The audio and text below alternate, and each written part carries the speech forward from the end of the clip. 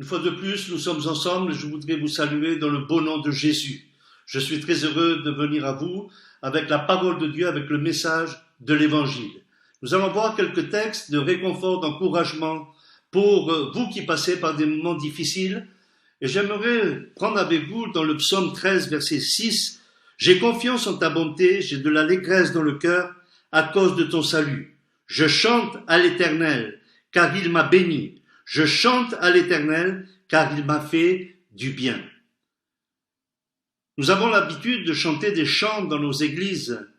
Nous exprimons dans l'église la foi, notre adoration, notre louange, notre reconnaissance envers Dieu.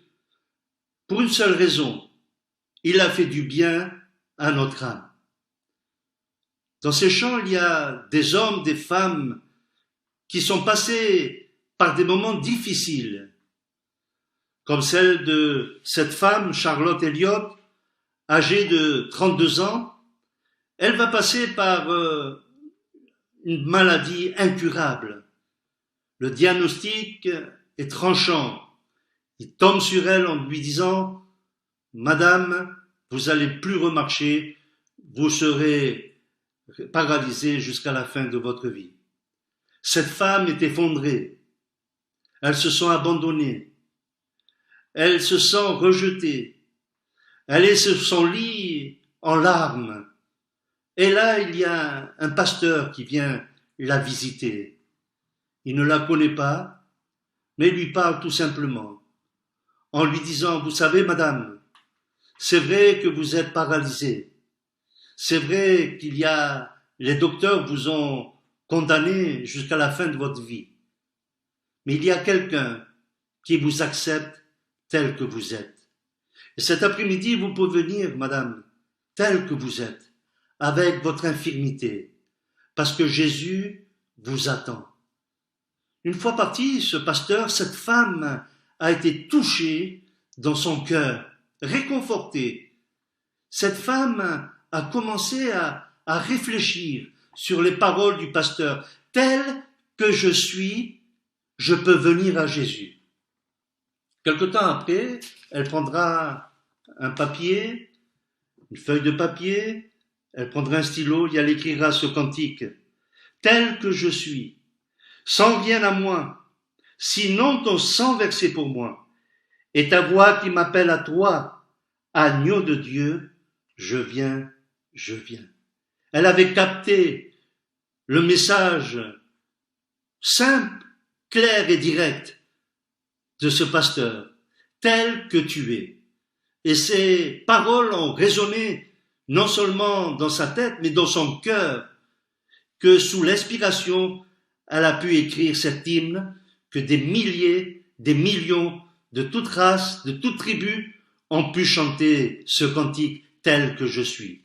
Il y avait un autre homme aussi qui s'appelle Johnson Elliott, et cet homme, lui aussi, Johnson Ottman, lui aussi, passait par des moments difficiles.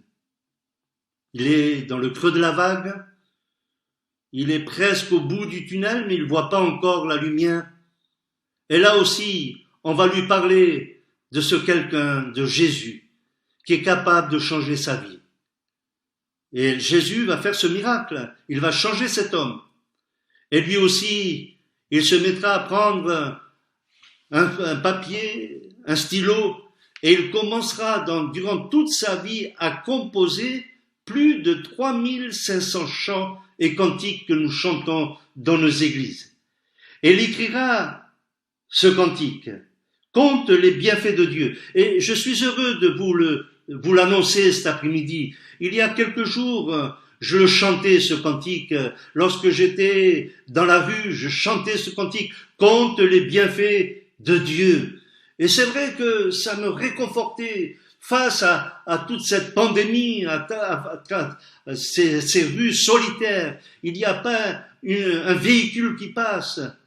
Je chantais contre les bienfaits de Dieu. Et juste, je monte à la maison et je reçois sur WhatsApp quelqu'un d'Algérie qui m'envoie un WhatsApp, un vidéo avec ce beau cantique contre les bienfaits de Dieu. Et cet homme, donc, dans ce tunnel où il voit composé ce chant contre le vol de la tempête. Viens assombrir ton ciel bleu. Au lieu de baisser la tête, compte les bienfaits de Dieu. Compte les bienfaits de Dieu, mets-les tous devant tes yeux. Tu verras en adorant combien le nombre en est grand. Cet homme a capté le message. Dieu, c'est le Dieu de la bénédiction. Et c'est ce que David, lui aussi, dans ses multiples épreuves, on n'aurait pas le temps, en quelques minutes, de vous raconter toutes les étapes par lesquelles David est passé. Il est passé de la mort, il est passé des pleurs, il est passé par les épreuves, par les crises, par l'abandon, par la traîtrise. Il passera par des moments vraiment horribles. Mais cet homme savait s'appuyer. Il s'appuyait sur la personne de Dieu. Et la Bible nous dit que cet homme va dire « Je chante à l'Éternel, car il m'a fait du bien. Je chante à l'Éternel parce qu'il m'a béni. » Il écrira un autre psaume, et je voudrais laisser quelques pensées de ce psaume 103 qui dit « Mon âme bénit l'Éternel, que tout ce qui est en moi bénisse son saint nom. Mon âme bénit l'Éternel, et n'oublie aucun de ses bienfaits. » Là, David lui aussi, il chantera les bienfaits de Dieu. Il dira « Mon âme bénit l'Éternel ». Ce mot « bénir » a deux facettes. Dans la bouche de Dieu, dans la vie de Dieu, quand Dieu dit « Je te bénis », dans sa bouche, ça veut dire « Je te fais du bien ». Et nous, quand on dit « Je bénis Dieu » dans notre bouche, ça veut dire « Je te dis du bien ». Je dis du bien de toi parce que tu as sauvé mon âme, tu as guéri mon corps, tu m'as délivré et je te bénis. Et cet homme pourra dire, mon âme bénit l'Éternel, que tout ce qui est en moi bénit son saint nom, mon âme bénit l'Éternel. C'est pour cela que cet après-midi, toi qui passes par des moments difficiles, tu peux faire l'expérience de cette femme paralysée, de cet homme qui est dans le tunnel, comme nous-mêmes, comme David, il pourra dire, mon âme bénit l'Éternel. Et là, dans ce chant, dans ce psaume, dans cette louange, il va dire, mon âme bénit l'Éternel. Pourquoi? Parce que c'est lui qui pardonne tous tes péchés. C'est lui qui pardonne tous mes péchés. 1000 ans avant la venue du Sauveur, 1000 ans avant la venue de Jésus, le Fils de Dieu, cet homme va expérimenter le pardon. Et il dira, c'est lui. Mais qui est c'est lui? Dans la parole de Dieu, nous découvrons lorsque l'ange arrive à Joseph, dans Matthieu chapitre 1 et au verset 21, il dira, ta femme enfantera un fils et tu lui en donneras le nom de Jésus. Et là, il dit quelque chose d'important, l'ange. C'est lui qui sauvera son peuple de ses péchés. 1000 ans avant la venue du Sauveur, le roi David va expérimenter le pardon des péchés.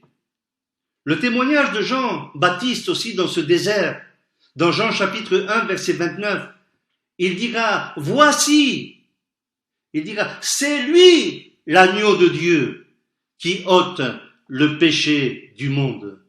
Et 700 ans avant la venue du Messie, du Sauveur, du Libérateur, c'est le prophète Isaïe qui dit, nous étions tous errants comme des brebis, chacun suivait sa propre voie, et l'Éternel a fait retomber sur lui le péché, l'iniquité de nous tous. Il a une révélation de la grâce de Dieu, de l'amour de Dieu. Et cet après-midi, je voudrais te dire que il y a un virus plus méchant, plus virulent que le virus Covid-19 ou le coronavirus. C'est un virus qui a explosé. Oh, non pas en Chine, mais ce virus a éclaté dans un jardin des délices, un jardin de paix, un jardin de communion, un jardin de relation, l'homme avec Dieu. Et là, il y a eu le tentateur qui est venu. Et par la désobéissance d'un homme, la Bible nous dit que le péché est entré dans le monde et il a fait des ravages.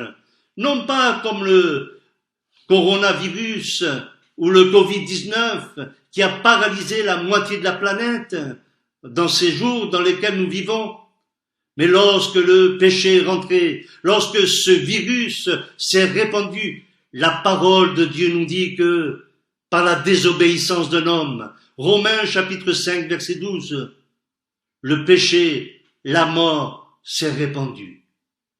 Donc il fallait quelqu'un qui vienne solutionner ce problème, réanimer, réactiver le cœur de l'homme. Et cette personne, c'est la personne de Jésus.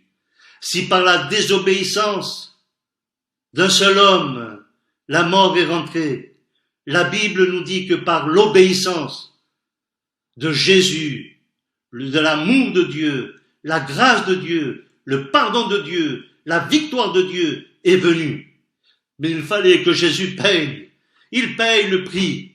Et ce prix, c'était de mourir sur le bois du calvaire pour qu'il puisse te donner la paix, la joie, l'amour. C'est pour cela que Jean-Baptiste pouvait dire, c'est lui l'agneau de Dieu. C'est lui celui qui va être sacrifié, qui va donner sa vie. Jésus, le parfait, va prendre tous nos péchés sur le bois du calvaire pour nous sauver, nous libérer. Et cet après-midi, tu peux expérimenter l'amour de Dieu et la grâce de Dieu. Car Dieu a tant aimé le monde qu'il a donné son Fils unique, afin que quiconque croit en lui ne périsse point, mais qu'il ait la vie éternelle. Mon âme bénit l'Éternel, et n'oublie aucun de ses bienfaits. David pouvait dire, c'est lui qui pardonne mes péchés. Il a fait cette expérience.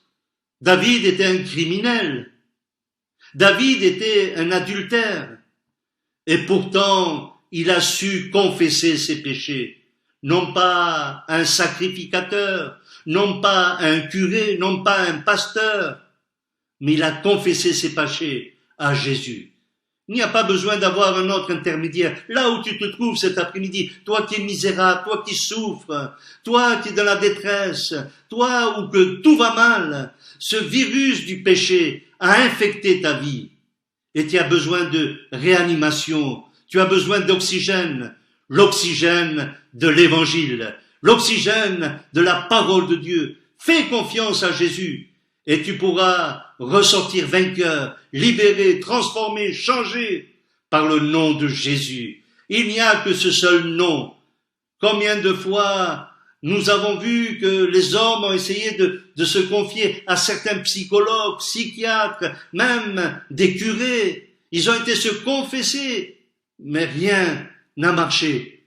Mais confesse-toi à Jésus. La Bible nous dit que le sang de Jésus nous lave et nous purifie de tout péché. Si tu confesses de ta bouche que tu es un pécheur, un misérable, le Seigneur Jésus va te sauver à l'instant même. Tu seras, comme la Bible nous dit, une nouvelle créature. C'est ce que j'ai expérimenté il y a plusieurs années. Et je voudrais qu'en cet après-midi, tu puisses expérimenter le pardon de Dieu. Je chante à l'Éternel. Il pouvait chanter David, parce que Dieu l'avait sauvé. Il pouvait chanter David, parce que Dieu avait pardonné ses péchés. Que Dieu te bénisse en cet après-midi, dans le beau nom de Jésus. Merci pour ton nom, Jésus. Seigneur, tu vois mes amis qui m'écoutent, j'aimerais de tout mon cœur qu'ils puissent s'ouvrir à la grâce de Dieu et te chanter, qu'ils puissent voir le bout du tunnel, qu'ils puissent voir la délivrance, qu'ils puissent avoir le calme, la tranquillité, le pardon des péchés, l'assurance de la vie éternelle. Je te prie dans le nom de Jésus de bénir ses amis. Amen.